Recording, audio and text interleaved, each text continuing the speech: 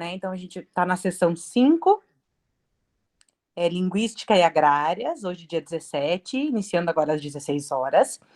Lembrando que cada um tem 15 minutos para, né, fazer sua apresentação, expor sua ideia, e mais 5 minutos para daí a gente conversar um pouquinho, tecer alguns comentários, arguição, né? Então, são 3 trabalhos, uma organização bem tranquila, né? Nós vamos aí 1 hora e pouco de trabalho e ok. Então, o primeiro deles, queria só confirmar se está aí. A Ana Beatriz está por aí? Estou aqui, professora.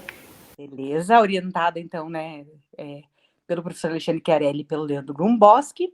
O trabalho dela é a fotografia na divulgação turística do litoral paranaense. Então, se você quiser compartilhar a tela, não sei se você trouxe. Vou compartilhar aqui. E se precisar de alguma ajuda, pode exteriorizar, que a gente só não faz milagre, mas a gente dá um jeito. Tá bom. Boa tarde, pessoal. Então, eu sou Ana Beatriz, da turma de Meio Ambiente 2018, e eu vou apresentar um resumo elaborado para a disciplina de Tópicos Especiais em Artes, que tem como título A Fotografia na Divulgação Turística do Litoral Paranaense, orientado pelos professores Alexandre Chiarelli e Leandro Gumboski. A fotografia, ela serve como ferramenta para diversas finalidades, como propagandas, especialmente hoje, em que as mídias sociais são os principais veículos de transmissão para registrar acontecimentos e guardar na memória, retratar problemas estruturais e também pode ser um meio de divulgação turística. É importante ressaltar que para cada finalidade são envolvidas diferentes técnicas de enquadramento, luz e sombra, entre outras, que auxiliam no resultado da imagem.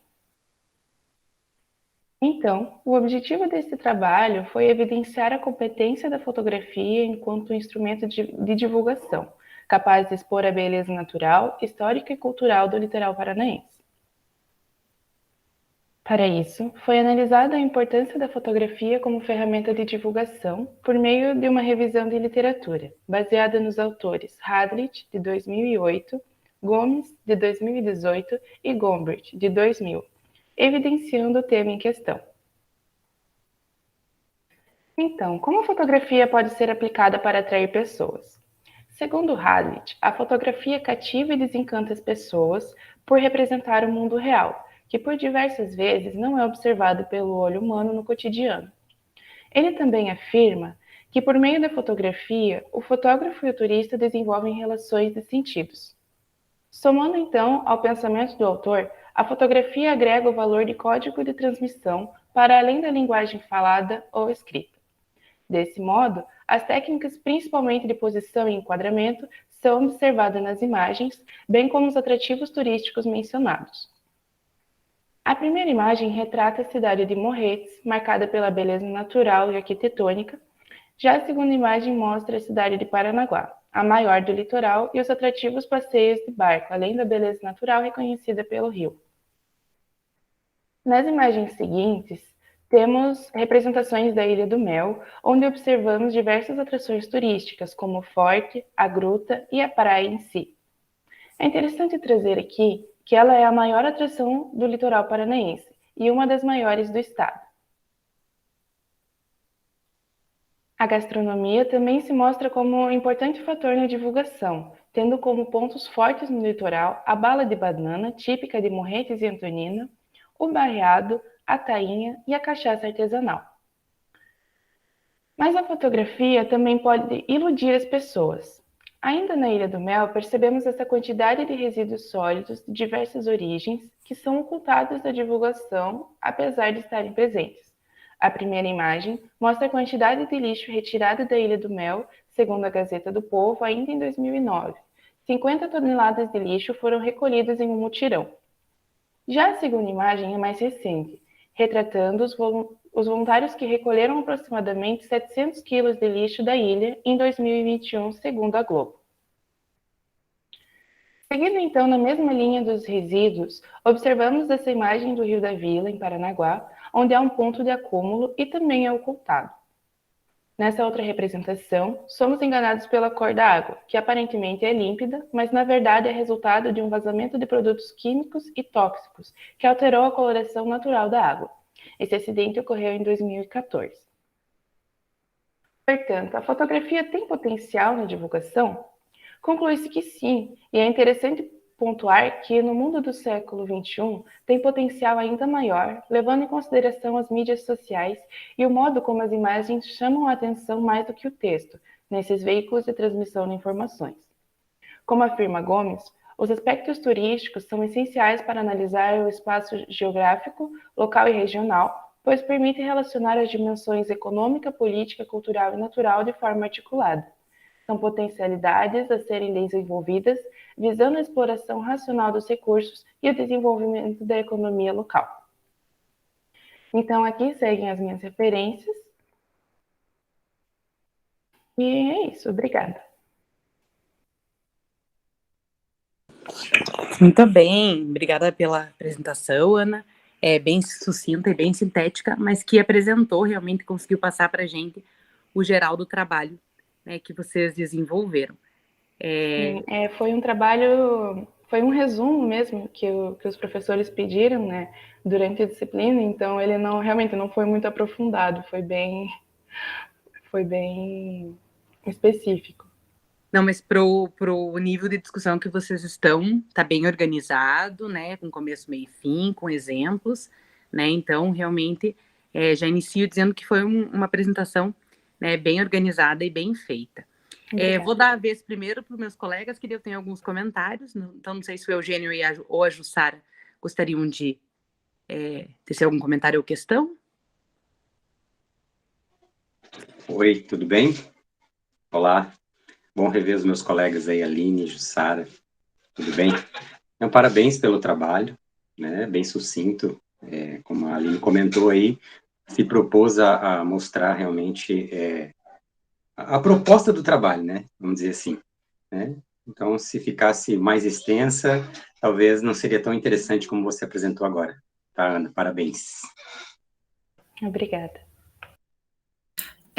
Ana, parabéns, gostei muito do teu trabalho também, eu gostei do contraponto que você apresentou, né, na medida em que, assim como a fotografia, ela pode mostrar a beleza, ela pode omitir aquilo que não é apresentado, mas também pode ser usada como ferramenta também para mostrar, né, então eu gostei muito desse contraponto. Aí, agora eu já não sei se eu não ouvi, se passou batido, ou se você não mencionou, eu só queria saber a fonte das tuas fotos, assim, se foram vocês por meio do projeto, ou se você tirou da internet, qual a fonte das fotos? Então, tem duas imagens que eu fotografei, mas as outras imagens realmente foram tiradas do Google mesmo, não mencionei. Ah, tá, então fica aí a minha sugestão, Ana, para eventuais próximas apresentações, é sempre importante você referenciar, sabe, até por tratar-se de um trabalho acadêmico, tá bom? Mas, no mais, gostei muito do teu trabalho e ele é um trabalho bem importante, assim, que tem uma importante função social, tá? Então, parabéns e agradeço o espaço. Obrigada pela orientação. Obrigada, Eugênio, obrigada, Jussara. O que eu queria, mas é uma conversa mesmo, tá? Pode ficar bem tranquila. Eu vi que você cita ali Gomes, né? Uma autora. Eu até no final fui correndo para tentar abrir para ver o nome inteiro do livro, né? Mas não consegui. Mas é a Cristiana Lucy Gomes, né? Que você utilizou? Tá lá. Eu vou voltar aqui porque eu não lembro. Só um segundinho. Porque aí é uma curiosidade mesmo de professora. Aqui. Isso. E aí eu queria saber o seguinte, se esse texto, ele foi indicado pelos professores ou se foi uma busca sua? Não, foi eu mesmo que fui buscando pelo Google Acadêmico, de acordo com o tema, e acabei encontrando o trabalho. O trabalho. E o que você achou do texto? Assim, né? Ai, professora, eu vou ser muito sincera. Faz um tempo que eu li, eu não me lembro, assim. Tá. Mas é muito interessante, né? O que ela traz ali que eu pontuei no final, né? Que ela fala dessa análise e tal, e que você, antes de você chegar num destino, né? Você precisa conhecer mais ou menos como é a região e tal. E é interessante, né? Que ela coloca esses pontos a serem explorados, assim, de forma racional, né? Não somente visando o econômico. Isso aí não, porque primeiro eu queria dizer que você usou certinho ela, tá? Ficou bem adequado. E realmente, assim, ela é uma professora da UFMG, né, de um programa de pós-graduação interdisciplinar em estudos do lazer. Então, assim, a área de estudos é justamente essa, né? Ela vai ver o imaginário das pessoas no lazer, a educação para o lazer, né? O que as pessoas precisam saber para ir, né? A formação, as experiências. Então, ela realmente tem uma literatura bem vasta, né? E ela engloba várias áreas, né? A educação física, a pedagogia, o turismo, terapia ocupacional, né? Mas sempre com esse viés. Então, fico feliz que você a encontrou, né? Porque foi um encontro feliz. E se tiver, né, estudos futuros, ou se você tiver interesse, né, em dar continuidade com essa temática, né, além dos meus colegas, também estou à disposição, que é uma temática que, né, é muito cara para mim, né, o lazer e essas relações, né, com o turismo. E, assim, o que eu ia comentar só é que, além das imagens de paisagens, né, e do gastronômico que você falou, no litoral, especificamente do Paraná, a gente tem muita imagem das manifestações culturais, né? Então, tem imagens do fandango, assim, que são belíssimas, né? Que realmente retratam a essência daquela cultura, né? Que mostram a mistura das idades, né? Dos tipos de roupas, dos espaços. Então, mas isso seriam dicas, né? Se fosse lá para continuar. Mas, novamente, você está de parabéns, né? Fez o teu trabalho direitinho, né? E muito obrigada, então, pela sua apresentação. Tá bom? Obrigada, professora. Vamos lá agora, então.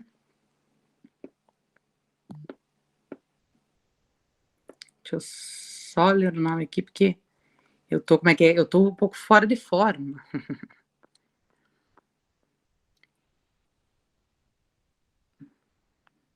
Vamos lá, então, nosso segundo trabalho, né? Lembrando, então, para os colegas da banca que o trabalho apresentado foi o trabalho número 21, né?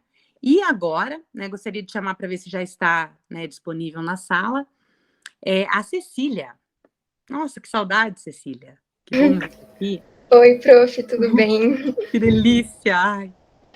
Então, a Cecília vai apresentar para a gente o trabalho Educação Ambiental e Animação UAU-I, aprendizado pela reflexão, orientado também pelos professores Alexandre Chiarelli e Leandro Gumboski. Então, também pode ficar à vontade, né? Se quiser expor, né? Não sei se preparou uma apresentação. Uhum. Então, pode ficar à vontade. E você Apareceu tem 15 aí para minutos vocês? para... Ok, apareceu? Isso, só que ainda Isso. está pequenininho. Ah, tá, beleza. Vou projetar aqui maior. Isso. Ok, obrigada. Boa tarde, pessoal. Eu sou a Cecília, de Meio Ambiente 2018, e hoje eu vou apresentar para vocês o resumo acadêmico que eu fiz, que foi orientado pelo professor Alexandre Chiarelli e pelo professor Leandro Gumboski. E tem como título a Educação Ambiental e a Animação UAU-I, o aprendizado pela reflexão. Eu vou começar comentando brevemente sobre o surgimento e a ideia geral desse trabalho. O surgimento desse trabalho ele veio junto com uma atividade dos tópicos especiais em artes, onde os alunos deveriam desenvolver um resumo acadêmico relacionado com algum tipo de expressão artística. Então, dentro disso, eu resolvi a animação audiovisual da Disney Pixar WALL-E com as questões ambientais, justamente porque esse desenho ele possui uma narrativa ambiental muito presente ao longo do seu desenvolvimento. Então, dentro disso, meu objetivo geral foi analisar como a obra cinematográfica WALL-E e os seus elementos podiam vir a ser um meio audiovisual para ajudar na aprendizagem da educação ambiental, e tive como objetivos específicos sensibilizar por meio da animação a visão das pessoas sobre os atuais problemas ambientais, desenvolver a educação ambiental crítica dos telespectadores através do entretenimento reflexivo que esse desenho pode proporcionar, e, por último, apontar e problematizar o modo de produção e consumismo atual de uma maneira lúdica e instigante. Como método, foi feita uma análise crítica desse desenho e também uma pesquisa bibliográfica relacionando essa obra com o meio ambiente e seus problemas, embasado nas considerações dos autores Souza, 2020, Xavier, 2008, Santos e Piassi, 2020, e Cardoso, Timóteo e Júnior, 2021. Então, inicialmente, eu vou comentar um pouco sobre a contribuição do cinema para a educação ambiental. E o que seria, primeiramente, essa educação ambiental? A educação ambiental, de uma maneira bem breve, ela é um aprendizado que tem o objetivo de formar indivíduos conscientes em relação às dinâmicas ambientais. E dentro disso, alguns meios alternativos podem ser abordados como complemento dessa aprendizagem. Então, uma dessas ferramentas alternativas seriam as obras audiovisuais, que são um tipo de expressão artística que buscam desenvolver alguma ideia por meios sonoros e visuais. E o que é interessante desses desenhos audiovisuais é que eles possibilitam diversas interpretações e significados e promovem debates ambientais muito importantes, auxiliando para o crescimento crítico do público através do lúdico, e atuando dessa forma como uma ferramenta complementar para as atividades pedagógicas tradicionais e também ajudando e melhorando o processo de aprender e ensinar. Algo muito importante porque muitas vezes as questões ambientais elas não são tratadas no cotidiano das pessoas e principalmente dos alunos. Então, um caminho para tornar esse debate mais presente no ambiente escolar seria a estratégia das animações, com o objetivo de exercitar a educação ambiental crítica por meio da reflexão, tornando essa aprendizagem um pouco mais efetiva. Então, tendo em foco o OWI, que é a parte principal desse resumo, eu vou comentar um pouco sobre os elementos facilitadores para a educação ambiental que estão presentes nesse desenho. De uma maneira bem resumida, esse desenho ele se passa num futuro distópico, onde as atividades humanas acabaram tornando a Terra um local inabitável para qualquer tipo de vida.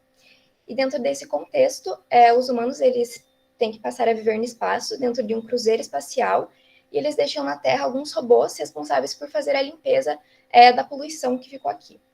E o Wall-E, que é o nosso personagem principal, é um desses robôs, e dentro disso, esse desenho ele vai ter esse caráter ambiental muito forte ao longo do seu desenvolvimento. O desenho ele deixa um pouco claro como muitas vezes os problemas ambientais eles estão relacionados com alguns problemas sociais em relação ao acesso aos recursos naturais.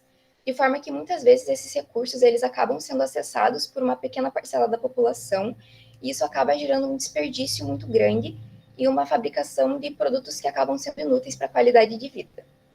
E um exemplo disso é logo nas primeiras cenas, onde o Wall-E, durante as suas limpezas, ele encontra muitos objetos que acabam contribuindo para esse desequilíbrio ecológico e que muitas vezes ele não entende muito bem para que esses objetos servem. Então, ao longo desse desenho, é possível observar alguns elementos que são facilitadores para a promoção da educação ambiental, como, por exemplo, os diferentes tipos de poluição, como a poluição do solo, a poluição atmosférica, os impactos causados pelo descarte inadequado de resíduos, a modificação da paisagem da Terra por conta do excesso de lixo, a extinção de espécies, o consumismo exagerado, a reciclagem, que seria um ponto positivo, e diversos outros impactos humanos que contribuem para esse desequilíbrio no planeta Terra. Então, dentro do contexto desse desenho, algo que pode ser muito bem trabalhado com o telespectador é a questão da sustentabilidade, porque o Wall-E, mesmo ele sendo um robô, ele se mostra ser um sujeito que se preocupa com o meio ambiente, ele se preocupa em ser sustentável. Então, ao longo das suas limpezas, ele vai encontrar diversos objetos e ele vai reciclar, reutilizar e reinventar a utilidade desses itens. Ao contrário dos humanos, que ao longo do desenho parecem ter perdido esse caráter preocupado em relação ao meio em que eles vivem. Então, o desenho ele vai possuir diversas situações relacionadas com o meio ambiente, mas também com as relações humanas, o que torna esse desenho um elemento interdisciplinar que vai proporcionar diversos debates, além dos debates ambientais, relacionando a ficção com a realidade. Então, para concluir, de acordo com a bibliografia já existente, pode-se afirmar que sim, a animação da Disney Pixar Wall-E ela é efetiva, agregadora e também facilitadora da educação ambiental, pois ela vai servir como um complemento das atividades pedagógicas e vai exercitar o senso crítico ambiental por meio da reflexão, ajudando a disseminar a ideia de educação ambiental e tendo como resultado disso o combate ao analfabetismo ambiental. Entretanto, Segundo o autor Santos e Piazza, é importante ressaltar que esse desenho por si só ele não seria exatamente um bom agente educador. Então, o que isso significa? Significa que, de acordo com esses dois autores, é muito importante que haja uma conversa prévia e posterior com o público para que torne a leitura desse desenho mais significativa, fazendo com que o telespectador passe a ver esse desenho com um cunho mais educador, ambientalmente falando, indo além do prazer e da diversão que esse desenho pode proporcionar como uma obra audiovisual. Também vou ressaltar que esse trabalho ele não foi a campo, né, devido ao momento que a gente está vivendo, e foi apenas um resumo acadêmico desenvolvido para a matéria de tópicos especiais em artes. E foi isso, pessoal. Muito obrigada. E nesse último slide seguem as referências que eu utilizei para o meu resumo.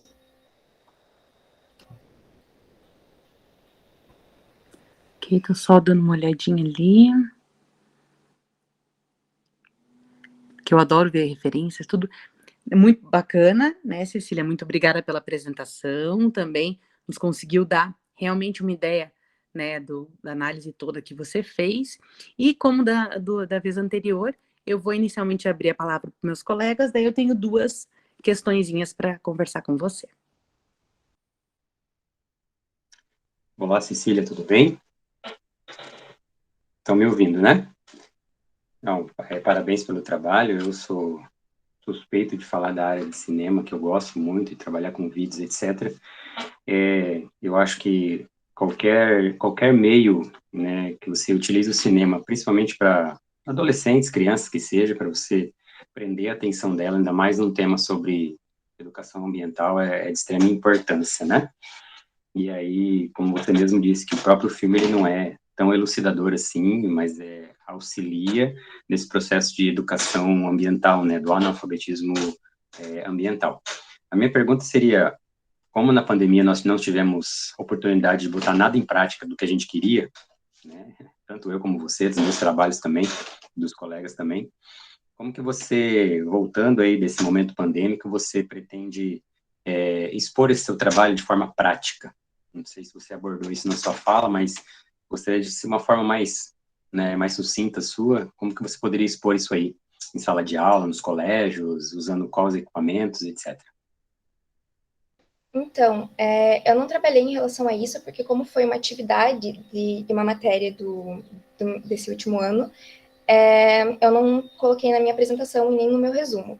Mas fazendo as pesquisas e lendo vários trabalhos, esses trabalhos que eu utilizei como base, eu provavelmente usaria com turmas de primeiro ao quinto ano, passaria nas escolas, faria, sei lá, tipo, aplicaria com atividades bem lúdicas para ajudar nessa questão da consciência ambiental. Eu acho que eu aplicaria dessa forma, de uma maneira mais dinâmica na sala de aula. Seria, acho que, o jeito que eu abordaria caso eu começasse a desenvolver mais esse trabalho. Correto. Obrigado, tá? Parabéns pelo trabalho. Obrigada. Cecília, muito bem, parabéns pela tua apresentação. Eu realmente gostei muito do teu trabalho e é um tema que eu gosto muito, sabe? E essa questão de trabalhar novas alternativas, essa forma lúdica, né, de combater esse analfabetismo ambiental que você mencionou, eu acho fantástica. E esse filme, especialmente, tem uma coincidência, sabe? Porque há poucos dias atrás nós estávamos fazendo um intenso debate aqui em casa, justamente sobre essas questões que esse filme apresenta, né? O quanto aquele robozinho ele tem mais humanidade dentro dele do que muitos humanos, né? Então, eu achei bem interessante essa coincidência e eu gostei muito. Eu só vou repetir aqui o que eu mencionei na apresentação anterior, embora eu já deduza de onde você tirou, né, as imagens, mas é sempre importante por se tratar de um trabalho acadêmico. Por exemplo, você trouxe algo que foi bem interessante, em que na tua apresentação você falou da metodologia, né, isso é importantíssimo. Então, só para enriquecer, entende? Assim como no trabalho anterior, não foi uma crítica, e sim é uma sugestão, né, não interprete como crítica. E agora eu esqueci da apresentação do trabalho anterior, era a Ana Beatriz, né? Se a Ana Beatriz estiver ainda também interprete, por favor, como uma contribuição, não como crítica, tá? Na verdade, não é bem uma pergunta que eu teria, ela, na verdade ela tem, ela está muito conectada, essa minha fala, com o que o Eugênio acabou de te questionar, que ele perguntou, né, como você iria implementar isso na prática. E eu achei interessante que na tua conclusão você já disse, o filme por si só não vai resolver o problema, né? Então, aí então, já só dando uma sequência, na verdade, né, na pergunta do Eugênio, seria algo assim, se você chegou na tua pesquisa, chegou a elaborar alguma coisa em como tornar efetiva, né, dar efetividade a essa possibilidade que não só esse filme, como outros filmes que poderiam ser utilizados, como que eles poderiam trazer, né, uma efetividade nessa possibilidade de agregar a educação ambiental. Eu não cheguei a colocar nada no meu resumo, mas eu acho que, de acordo com os artigos que eu li, um jeito de tornar mais efetiva a leitura desses desenhos seria realmente manter um debate com as pessoas, com o público-alvo, por exemplo, para quem for aplicar os filmes. Porque, às vezes, só passar o filme acaba não gerando nada na cabeça das pessoas. Então, acho importante, acho que o debate, uma conversa prévia, uma conversa posterior, destacar cenas específicas, por exemplo, esse desenho, as cenas iniciais, eu acho elas muito importantes, porque elas passam na Terra, elas mostram a paisagem da Terra, toda a poluição e o excesso de resíduos. Então, eu acho que seria interessante focar em alguns elementos do desenho e fazer um debate bem dinâmico com o público-alvo para ajudar as pessoas, a partir do momento, para quando elas começarem a ver outros filmes relacionados com isso, elas começarem a ter esse senso crítico mais aguçado. Então, eu acho que seria por meio do diálogo. Muito bem, obrigada e mais uma vez, parabéns. Nossa, que bacana, né? É legal quando a gente vê que, mesmo sendo um resumo, e eu sei que é um trabalho, né, rápido, perto, né, de outros trabalhos que a gente faz dentro do processo formativo, né? Ali em tópicos especiais, eu sei o esforço, né, que meus colegas fazem já para desenvolver isso. Você ter argumentos para defender. Então, primeiro, né, já dá parabenizar, né, por isso. E a primeira que era justamente, eu já tinha até escrito aqui, conversar é preciso, né? O diálogo é preciso. Porque é o que eu sempre falei sobre o filme da Dory também, o Eugênio tá aí, né, do Procurando Nemo. É um filme que trabalha muito bem com a inclusão. Depende. Se tiver realmente uma conversa, né, seja em casa com os pais, seja na escola onde ele está sendo trabalhado, né? Porque senão, às vezes, ele acaba reforçando estereótipos, né, e trazendo problemas, como ali, né, poderia ser, por isso mesmo a gente tem que trabalhar para ter mais dinheiro para ter quem limpe para a gente, né, quem resolva os problemas, né, e a gente viu nesse último ano, né, e como na minha área da educação física, do lúdico, apareceu muito na apresentação de trabalhos o uso, né, dos filmes e das animações para trabalhar com os elementos da cultura corporal, com os jogos, com as brincadeiras, né. E sempre reforçando que qual que é a diferença? Antes, eles eram só assistidos em casa, em alguns momentos. E, nesse momento de pandemia, eles entraram nesse ambiente da escola com mais força, né? Então, os professores exercitaram mais, né, essa necessidade de estar falando sobre, esmiuçando o filme, foi o que você falou. Pega aquela cena, né, o que ela quis dizer, né? A gente faz isso na educação física, né, com a dança, e vai ver o que significa, né, por que foi colocado daquela forma. Então, realmente, né, parabenizar. E uma pergunta que, assim, porque a gente tem que pensar que a CEMEP, ela é um laboratório, né? Ela é um período que vocês estão, que a gente está preparando, para que quando vocês saiam, né, vocês consigam encarar os públicos mais diversificados e acadêmicos que vocês tiverem aí nessa vida. Então, você utilizou uma palavra, né, até definiu o boneco, que ele tinha o robô, que ele tinha um potencial interdisciplinar.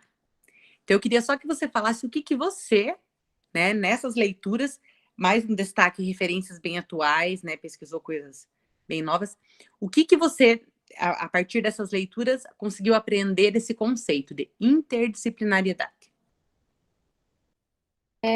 Eu acho que em relação ao desenho também e ao longo desse desenvolvimento, foi, por exemplo, assim, quando eu via esse desenho, a primeira coisa que eu pensava era num foco ambiental, tipo, o desenho fala de meio ambiente. Então, a partir do momento que eu comecei a pesquisar mais sobre o tema, eu comecei a ver pequenas coisas no desenho que iam muito mais além dos debates ambientais. Então, eu reassisti esse desenho algumas vezes para entender como ele funcionava, e às vezes são coisas que não transparecem tanto, mas que a gente pode fazer leituras diferentes em relação a várias coisas, como, por exemplo, eu citei, né, que fala muito sobre relação humana no desenho, mostra muito os humanos alienados na nave, eles não têm contato um com o outro, eles estão literalmente um do lado do outro. Então, acho que é isso. Eu consegui aprender dessa forma, sabe? Notar que às vezes nem sempre está de cara essa interdisciplinaridade, mas tem como explorar ela de alguma forma. Muito bem. Ó. Confesso que tua definição foi muito além de muitas pessoas que já estão num outro, né, nível de estudo assim, sobre o conceito. E o bacana é a gente pensar assim, ai meu Deus, mas várias disciplinas utilizaram o mesmo filme. Por quê? Né? Às vezes porque realmente, né, a gente consegue trabalhar junto, né? Quantas vezes eu e o Alexandre e o Leandro já conseguimos, né, passar uma atividade conjunta, né, e ver diferentes nuances, outras disciplinas também. Então é essa a ideia, né? Ninguém precisa invadir, né, ou roubar o espaço, né, da outra disciplina, dessas caixinhas disciplinares, né? Então, você mostrou bem isso, que você vai olhando por diferentes ângulos, vai fazendo recortes e vai conseguindo perceber, né, a riqueza que tem para se discutir, né? Então, era isso que a gente gostaria que fosse a escola, né? E a vida, né? As coisas, para ter essa possibilidade de vários olhares. Mas eu queria mais uma vez parabenizar, dizer que, né, a não ser em relação às referências mesmo, que é uma coisa que a gente fica enchendo o saco, porque, assim, tem alguns momentos daí que a gente entra academicamente, que aí isso acaba, eles meio que desvalidam, sabe? Tiram um pouco no brilho do nosso trabalho, às vezes, por você não ter escrito, né? Ou recusam em alguns periódicos, por você não ter colocado. Mas uma coisa que, né, a gente vai construindo e arrumando, né? Até o TCC fica gravado na cabeça, daí não tem mais jeito. Tá bom? Então, muito obrigada, Cecília, né? Espero encontrá-la em breve, né, em outros espaços. E vamos dar continuidade, então, né, à nossa Muito obrigada, sessão. professora. De nada. Agora a gente muda um pouquinho, né, a temática, mas não se afasta também, porque vocês vão ver que muitos elementos, né, que vão estar falando de inovação tecnológica, que se a gente for ver, quando a gente fala, né, nessa ideia de tecnologia, a gente poderia relacionar lá com as fotos, relacionar aqui com o filme, com a educação, né, e temos aí o próximo trabalho, que é um trabalho, né, então, que vai falar um pouquinho sobre o impacto da inovação tecnológica na competitividade e na mão de obra utilizada por pequenas casas de farinha no litoral do Paraná. Então, queria saber se o Anderson está por aí. Estou, boa tarde. Boa tarde. Então, o Anderson orientado, né, parceiro, né, e orientado pelo professor Antônio Marcialinski, né, então eu queria te deixar à vontade se quiser, né, compartilhar sua apresentação ou se quiser iniciar sua explanação. Tá, ok. Eu vou apresentar aqui, vou subir uma apresentação.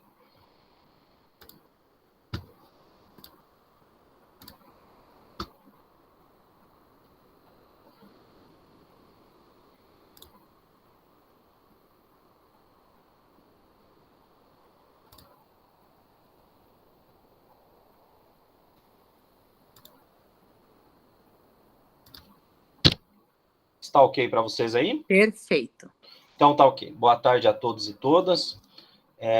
Eu atualmente estou no mestrado, né, de Ciência, Tecnologia e Sociedade aqui do IFPR, né, sobre a orientação do professor Antônio Marcialinski, né. Então, essa é a nossa proposta. Eu vim apresentar um pouco da nossa proposta de projeto de pesquisa, né, para obtenção aí da titulação de mestre, né. Então, o impacto da inovação tecnológica, né, na competitividade e na mão de obra utilizada por pequenas casas de farinha no litoral do Paraná. Né? Então, nossa proposta está em andamento, né? Eu fiz um ingresso agora na turma 2021 do mestrado, né?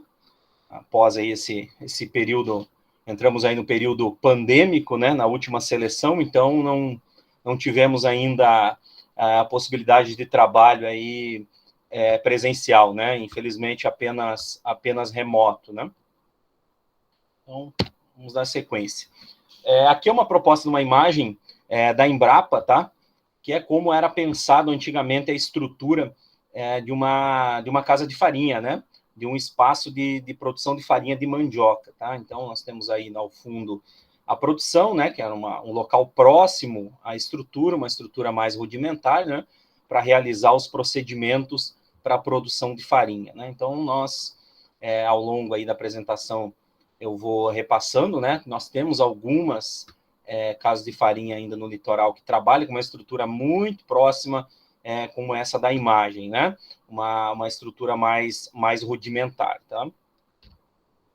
Então, vou fazer um breve histórico, um início de reflexão, né? Então, que a farinha de mandioca aí é um dos principais produtos, né? Advindo da mandioca, né?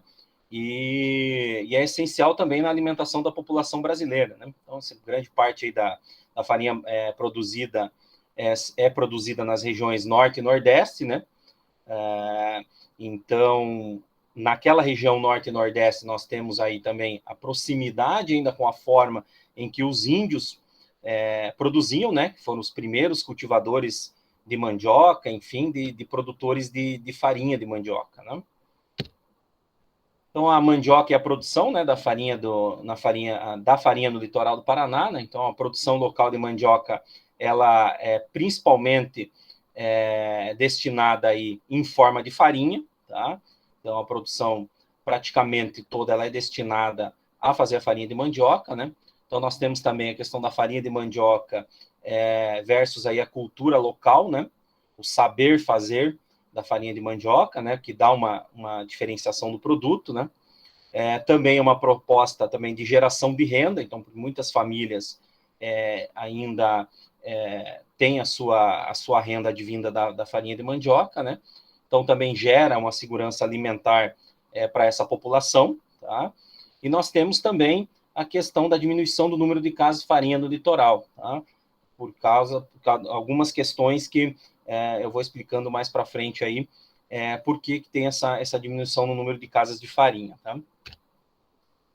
Então, a cadeia, né, farinheiras no litoral, né? Então, ela é uma cadeia produtiva de mandioca para a produção de farinha. Então, algumas potencialidades desse produto, né? O sabor diferenciado, essa valorização do produto por ser um produto artesanal, fruto dessa agricultura familiar, né? E possuir um teor cultural local, produção de mandioca sem necessidade de utilização de insumos agrícolas, então, uma atividade muito próxima às questões agroecológicas, né? Os estudos, né? Então, por que o estudo nesse setor, né? Então, auxiliar na manutenção dessa atividade rentável, né? Que sustenta toda uma cultura relacionada à produção de farinha, possibilitando a permanência dessas famílias, né? Desses agricultores no campo, né? Então, evitando esse aumento do fenômeno do êxodo rural, né? Que também vem causando os inchaços na cidade, é uma das questões de estar diminuindo o número de casas de farinha seria um dos pontos, esse êxodo rural, né? Então, aqui é uma planilha de um projeto em que eu atuava na UFPR no setor litoral, né? Que é da onde eu venho, formação de base, né? De graduação. Então, nós fizemos esse levantamento na época com o projeto de estudo da cadeia produtiva, né? Vinculado a alguns editais, né, de financiamento na época. Então, ao total, nós temos 133 casas de farinha mapeadas aqui nos 7 municípios do litoral, tá? Então, elas foram categorizadas aqui em quatro segmentos, né? As farinheiras que estão ativas ainda, que estão produzindo, as que têm autoconsumo, que é para produção, para consumo próprio, algumas inativas, mas que possuem estrutura ainda instalada, né? Algumas até se utilizam dessa estrutura para receber turistas, enfim, para conhecer a estrutura, e as farinheiras comunitárias, que é um espaço para uso coletivo da estrutura para a produção de farinha. Tá? Essas farinheiras comunitárias elas foram instaladas pelo governo do estado, escolhidas algumas regiões aqui do litoral para fazer a implantação desse projeto, tá? Das farinheiras comunitárias. Então, a maioria dos produtores tem a sua produção individual, mas usa o espaço comunitário, os equipamentos para produzir a sua farinha. Então, aqui está o mapa, né, dessa distribuição das casas de farinha, né? Então, a fonte aqui nossa é do Programas Farinheiras no Litoral da UFPR, em que eu fiz parte por 6 anos, né, desse trabalho, desde 2006 a 2012, né? Então, aqui nós temos essa divisão, né, por ativa, autoconsumo, comunitárias e inativas, né? Então, dá para se ter uma ideia de como está o espaçamento dessas casas de farinha, tá? Então, aqui algumas fotos que a fonte é nossa, né, dos autores do programa Farinheiras. Então, algumas fotos aqui de Antonina, né, como é a estrutura mais antiga, mais rudimentar, né, de prensagem, enfim, da estrutura dessas casas de farinha, tá? Algumas imagens também de Guaratuba, então, o processo de prensagem é um pouco diferente, com uma estrutura mais ligadas à madeira. Algumas delas são farinheiras centenárias, né? Estão instaladas aqui no nosso litoral. Então, temos algumas imagens aqui de Guaraqueçaba também.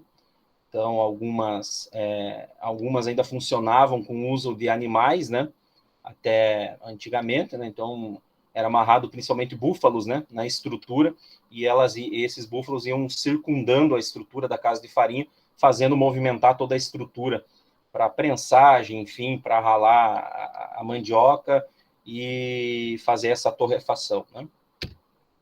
Então, algumas imagens de morretes também, para fazer a imagem do lado esquerdo superior ali, nós temos o ralador, né, para fazer a parte de descascar, né?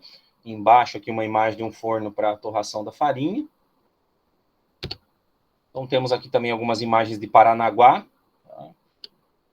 Umas estruturas um pouco mais atuais, né? Aqui seria uma imagem também de uma possível uma casa de farinha dentro dos processos, né, para uma liberação de vigilância sanitária, né? Então, você tem as separações por área limpa, né, por área suja, enfim, para fazer a produção, né? Então, essa aqui seria uma estrutura, em termos ideal, para a fabricação da farinha, tá? Então, esse projeto eu desenvolvo, principalmente, dei sequência aos estudos, né? Principalmente aqui no mestrado, por ter essa proximidade com o tema, né? Então, trabalhando em 3 projetos, nós tínhamos o inicial, que é o estudo da cadeia produtiva, que fez todo esse mapeamento das casas de farinha aqui no litoral, né? Um segundo projeto que foi a reestruturação produtiva de farinheiras comunitárias. Então, nós pegamos a partir desse estudo, fizemos o recorte na parte das farinheiras comunitárias, que tinham essa estrutura advinda do governo do estado, né? Para fazer essa reestruturação, porque alguns equipamentos eram deficitários, que foram implantados para a produção de farinha. Então, nós viemos com a ideia na época de fazer essa reestruturação, então, a modificação de alguns processos. Essa modificação também realizada junto com as comunidades, principalmente porque respeitando os saberes, né? Os saberes deles de fabricação de farinha. Então, na época que foi implantado essas casas de farinha, não houve uma consulta de como fazer o processo, né? Como eles faziam o processo e que equipamentos utilizavam, né? E, por fim, o programa Farinheiras no Litoral, né? Que de projeto ele se tornou, dentro da UFPR, um programa, né? Um programa contínuo de trabalho a respeito dessa cadeia produtiva, tá? Então, aqui nós temos também que a gente encontra muita farinheira ainda, né, com o processo produtivo artesanal, mas a questão da inovação também tecnológica vem crescendo a passo largo, né? Então, está causando algumas transformações profundas, né, nesse processo produtivo, quanto principalmente nas relações de trabalho, né? Então, também observou a mudança dessa tecnologia mundial, da dinâmica da tecnologia mundial, né?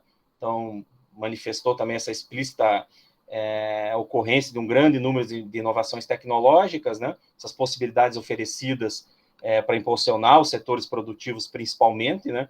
Também veio a a entrar no processo das farinheiras, né? E o processo de inovação tecnológica também, entretanto, apenas uma das faces desse fenômeno bem mais amplo, aí profundo, vivido pelas sociedades contemporâneas, né? Então, a mudança do paradigma do sociocultural, né, associada a essa questão da transformação do padrão de acumulação capitalista, né?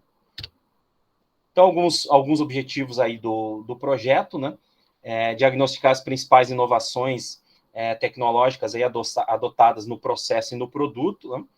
Então, realizar uma análise comparativa, né, entre as farinheiras que utilizam o processo produtivo da forma artesanal com aqueles que já utilizam de uma inovação tecnológica, né? E também essa questão de preservar as técnicas tradicionais nessa análise, né? Então, a metodologia nossa é qualitativa descritiva, né? Então, dessa população total de 133 farinheiras, a nossa ideia é retirar uma amostra de 36 unidades de produção, conforme a conveniência nossa de estudo, né? Os dados primários também, a princípio, é para ser coletados por meio de entrevistas, né? Semi-estruturadas. A principal, a questão do desenvolvimento, né? Aprofundamento sobre teorias de elaboração da pesquisa qualitativa, né, construção da pesquisa, listagem das casas de farinha para aplicação, aproximação ou reaproximação das unidades produtivas. A gente já tem um contato já de alguns anos com essas unidades, né? E questões adicionais, como pesquisas bibliográficas, né? Atualmente a gente está na fase aí de análise bibliométrica, né, das bases de dados que nós temos, né, de artigos, outras dissertações, enfim, teses, né? Fazendo toda a análise, fazendo fichamentos de alguns materiais já coletados, né? E, finalmente, aí a gente fazer toda essa análise e a elaboração do trabalho final de acordo com as normas, né? Resultados esperados nossos, elaboração teórica sobre essa história das casas de farinha, né? Que vai conter nesse trabalho, né? O aprofundamento teórico também, que permita aí demonstrar as tecnologias empregadas nas casas de farinha, e levantar esses impactos, né, positivos e negativos de competitividade, de mão de obra dentro dessas casas de farinha, e fazer uma análise comparativa, né, das que utilizam e as que não utilizam essas tecnologias, né. Também tornar visível a atividade, né, a partir do trabalho final, né, que a partir das divulgações, né, demonstrar o potencial de geração de renda, né, ampliar também o conhecimento e desenvolvimento de um trabalho principalmente pioneiro dessa análise de tecnologias, né? E futuramente também seguir a partir desse levantamento de informações para uma continuidade dessa temática também futuramente num possível doutorado. Algumas referências que eu fiz o levantamento, né, para fazer essa apresentação. A base delas está nesse referencial.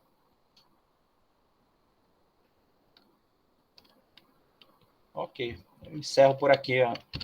Deixo também aqui o meu contato, vou deixar as referências para vocês analisarem. Na sequência, eu abro aqui o slide novamente para o e-mail, para possíveis aí dúvidas e contatos. Muito bem, obrigada, Anderson, né, pela explanação. Já é um trabalho totalmente diferente, né? Então, realmente, a análise feita pela banca também é totalmente diferente, né? Porque a gente diz que a gente tem que pesar a mão nos diferentes níveis, nos diferentes tempos, né? E o bom é que você está num momento que você está começando, apesar de ter todo o mapeamento já feito, né? Você está definindo os pontos principais, né? Do que vai ser feito a partir de agora, né? Então, é um momento bem, bem bacana de trazer. Eu sempre incentivo muito todas as pessoas que eu oriento, né? Eu sempre fiz muito isso. Aí, nos grupos que forem, né? Para quantas pessoas for possível, apresentar, né, e quando a gente está nesse início da pesquisa, porque aí, né, ele traz ideias, às vezes traz possibilidades, né, então, parabéns, né, por ter trazido, e vou novamente perguntar se o Eugênio ou a Jussara tem uma consideração, e se não, daí depois eu já passo para as minhas. Opa, e aí, Anderson, beleza? Tranquilo, Eugênio? Estamos aí. Bom, o Anderson é um colega de mestrado, né? Então ele uma temática totalmente diferente aí dos alunos do ensino médio, uma pesquisa que ele está focando aí na nossa ciência, tecnologia e sociedade, né? E eu acho bem pertinente esse resgate histórico, eu acho que é um dos focos do nosso mestrado. A gente estava até discutindo agora, numa reunião nossa aqui da disciplina de eventos no mestrado, que os alunos que estão aí no ensino médio devem conhecer o mestrado do campus, né, se familiarizar com ele, para quem sabe, no retorno de uma graduação, está aí e discutir um tema tão pertinente que é ciência, tecnologia e sociedade, né, um tema que nós trabalhamos muito dentro do Instituto Federal do Paraná, porque é educação tecnológica, profissional, e o nosso mestrado está focado nisso. Não vou me ater tanto ao trabalho do Anderson, por conta de ser uma pesquisa bem específica, mas ele colocou ali no final sobre os possíveis objetivos desse impacto, né, da produção da farinha pelas farinheiras, né, e agora a tecnologia. A gente sabe que a tecnologia ela acaba arrebentando com tudo, né? Aquelas fotos que você trouxe ali, praticamente não existe mais ninguém ali. Eu fico pensando no valor do produto com relação à qualidade. Será que a qualidade do produto era bem melhor quando era feita ou ainda é feita pelas farinheiras? E claro, você vai colocar o processo fabril ali, industrial. Será que você perde a qualidade? Isso falando assim, no experimentar da coisa, né? Da farinha mesmo. Porque eu acho que a dedicação delas ali é muito maior do que um simples processo fabril, que são etapas, né? Tudo mecanizado ali. Eu não sei se perde na qualidade, mas é só um ponto. Não sei se o Anderson sabe comentar sobre isso, né? Mas com certeza os impactos tecnológicos, né? É necessário, mas ao mesmo tempo você destrói uma história, né? E ao mesmo tempo que você destrói uma história, você deveria também manter essa história de alguma forma, né? Vai saber aí se esse povo perdeu seus empregos, não tem mais sustento, porque o processo fabril acabou entrando no lugar, sabe? São N questões aí que a gente pode pontuar, né, Anderson? Sim, sem dúvida. Prazer em revê-lo aí, Eugênio. Então, colega de mestrado, nas obrigatórias a gente estava junto, agora nas optativas a gente acaba separando um pouco a turma, né? Infelizmente, pela questão de alinhamento com as outras disciplinas, né? Mas a questão principal é que, analisando de grosso modo, né, com esse contato inicial, né, de todo esse estudo que foi feito, algumas casas de farinha, elas prosseguiram a atividade implantando tecnologias, né? Porque muito é o saber fazer, né? Os pontos principais de cada etapa, né? De fazer descascar a mandioca, né? O tempo de prensagem dela. Então, alguns equipamentos vieram para ajudar ao processo a ficar um pouco mais rápido e um pouco mais leve para o trabalhador, né? Até isso colabora para que os mais jovens que estão aprendendo a atividade continuem, né? Porque se você for pegar as farinheiras mais rudimentares, mais antigas, ainda que tem todo um processo manual, descasque na mão, prensagem toda manual, né? Então é um processo um pouco mais cansativo, né? Então, o que principalmente os produtores colocam é que o saber fazer e os pontos de cada etapa do processo é que dá o diferencial no produto final, né? Então, o tempo para torrar ela, o tempo para decantar, né? A massa, né? Que depois que ela é ralada e prensada, né? Então, esses pontos principais que dão esse diferencial no produto, né?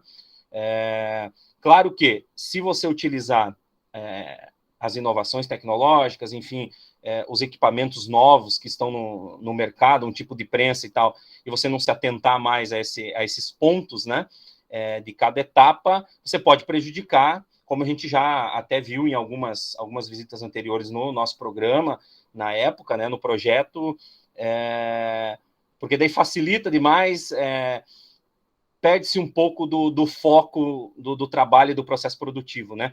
A gente já fez a comparação até dos tipos de farinha, né? E realmente há uma pequena diferença. Há uma pequena diferença de gosto, enfim, dela ser um pouco mais grossa ou mais fina, né? Para algumas, colaborou bastante, né? Porque continua a família unida ali no meio rural trabalhando. Para outras que eram principalmente mais próximas à cidade, acabaram fechando, ficaram inativas, porque a tecnologia impactou, porque outros vizinhos começaram a produzir mais, e eles não conseguiram acompanhar, porque tem que ter um investimento para comprar equipamentos, né? Então, por um lado, para alguns, facilitou bastante, para outros, infelizmente, prejudicou, né? Beleza. Legal, obrigado, Anderson. Nada. Anderson, parabéns pelo teu trabalho. Vendo as imagens que você apresentou, percebendo a forma rústica, né, como era produzida, eu não tive como não associar essas imagens com algumas que eu trago na memória. Só para você entender o contexto, eu venho do sudoeste do Paraná, eu sou de Palmas, frisando Paraná, né, não é Tocantins. E lá Conheço Palmas. Você conhece? Ah, então você sabe, né? O frio de que é lá, né? Isso, exato. Porque você mencionou Clevelândia, não mencionou Pato Branco? Como assim? É porque a gente tem amigos que moram em Clevelândia. Entendi. Então, assim, Anderson, lá em Palmas, então você deve saber, lá tem uma tradição muito forte madeireira. Uhum. Né? Então, lá tem muitas serrarias. Então, quando eu fui vendo aquelas imagens, eu resgatei as imagens das serrarias que havia antigamente lá em Palmas. Né? Hoje, a indústria que mais exporta compensado na América Latina, ela está localizada lá em Palmas, para você ter ideia. Mas, enfim, por que eu estou fazendo esse link? Porque, assim como as serrarias, elas foram, né, sendo impactadas por inovações tecnológicas, etc., e elas foram causando consequências na natureza, não tem como não deixar de fazer o link com a apresentação anterior, quando fala de educação ambiental, né? Então, não é bem uma pergunta, mas é uma provocação, digamos assim, né? Um pensar se daria para você fazer, se você pretende fazer aí um contraponto no teu trabalho, até que... Porque o Eugênio, ele mencionou, se preocupou, né, com a questão da qualidade do produto, né? Se essa inovação, ela vai afetar de modo a melhorar ou piorar a qualidade do produto, enfim, e eu já... seguindo essa linha, eu fiquei pensando nas questões ambientais. Então, se você pretende abordar, de alguma forma, a questão da sustentabilidade aí nesse trabalho, até que ponto essa inovação não vai afetar aí o meio ambiente, ou se há como compor esses dois contrapontos, né? E aí, você respondendo isso, mais uma vez, eu te parabenizo e já devolvo daí, então, a palavra. Obrigada, viu, e parabéns. Obrigado, professora. A questão principal que nesse levantamento, provavelmente vai aparecer a questão de sustentabilidade, né? E o que a gente acompanha é que praticamente 90% dessa cadeia produtiva, eles trabalham principalmente sobre a ótica da agroecologia, né? Então, cerca aí de 10% dessa amostra vai trabalhar com algum defensivos agrícolas, enfim, né? E também, boa parte já tinha um tamanho de produção, de área de produção, bem reduzida, porque é algo bem local, né? Então, tem a questão principalmente das licenças ambientais, né? Para você fazer o manejo da terra, enfim. Então, até analisando isso, algumas propriedades sofreram, né, uma redução do tamanho de produção, né, por essa questão de áreas de produção ambiental, enfim, né, de licenças ambientais, e já outras continuaram intactas, né, porque já faziam uma produção muito próxima às residências, né. Então, essa questão da sustentabilidade vai aparecer, né, e principalmente porque há os rejeitos, né, de produção, que é a água, né, que sai ali da prensagem. Então, vários já se utilizam de estruturas de decantação dessa água, porque ela também funciona como um futuro adubo, né? Então, várias propriedades já se utilizam dos rejeitos para reaproveitar na produção, né? Então, vai aparecer essas questões de sustentabilidade dentro do projeto, mas adiantando que ele já tem um ponto em que a cadeia, ela é uma cadeia sustentável, né? Aline, eu tinha devolvido a palavra, mas você permite fazer só mais um comentário? Sim, Fica à por favor. vontade.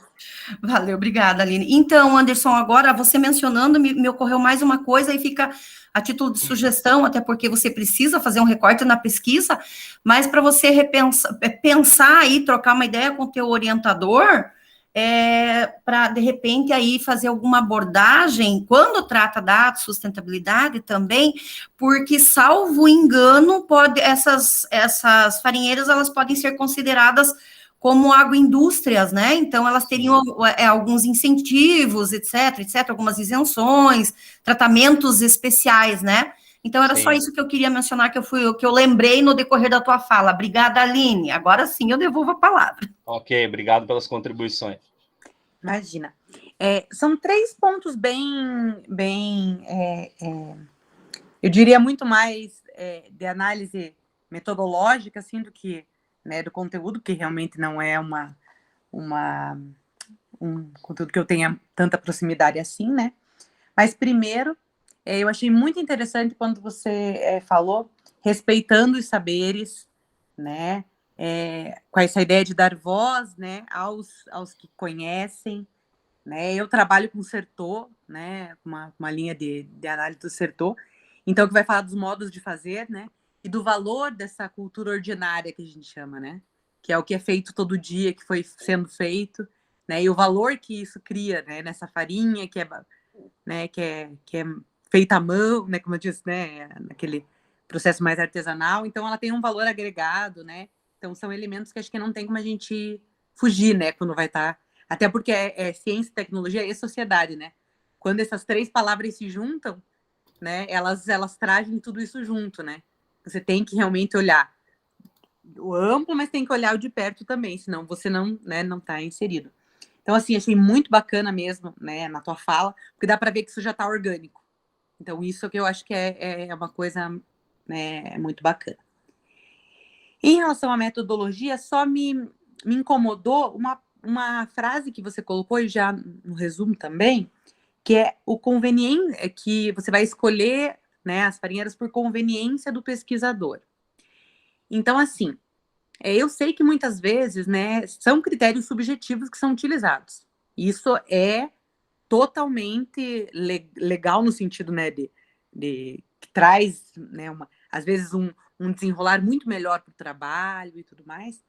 Mas, de repente, assim, a escolha dessa descrição das palavras poderia ser diferente, pensando em problemas futuros, sabe? Então ele foi onde ele quis, onde era mais perto, onde ele tinha os amigos. Então, assim, de repente colocar lá que a seleção, os critérios vão ser estabelecidos a posteriori ao mapeamento, né? Você já deu todas as dicas aqui, né? Que você puxou as que têm mais sustentabilidade, né? Então você vai pelas iguais, você vai pelas diferentes, daí. Mas quando, né, estiver escrevendo ainda sobre isso, não tiver isso claro, né, coloque que os critérios vão ser desenvolvidos. Que eu acho que, assim, você se protege. Sim. Então, isso, Okay. Eu brinco assim, que essa é a fala da pessoa que tá estudando também, né? Tô agora no pós-doc, a gente tá sempre levando bordoada, eu brinco. Sim. Então, para não levar, porque eu já, né, coloquei algumas coisas assim que, né, fui depois, na arguição ficava assim, né? Então, a gente usa pelo menos na minha área, a gente usa esse termo, né? Sim. Os critérios ou categorias são estabelecidos a posteriori, depois no mapeamento inicial. Já resolve o problema. E a terceira é que, assim, como a gente está nesse momento né, por exemplo, acompanhar um evento no celular, né, pequeno, né, com as coisas, eu vou confessar que, assim, a imagem no fundo dos slides, aquela que foi igual em vários slides, né, eu não consegui identificar totalmente a imagem e ela atrapalhou um pouco no acompanhar o texto.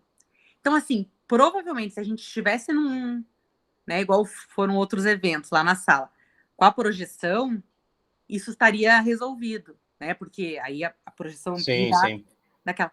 Mas enquanto a gente estiver nesses espaços, né, a gente tentar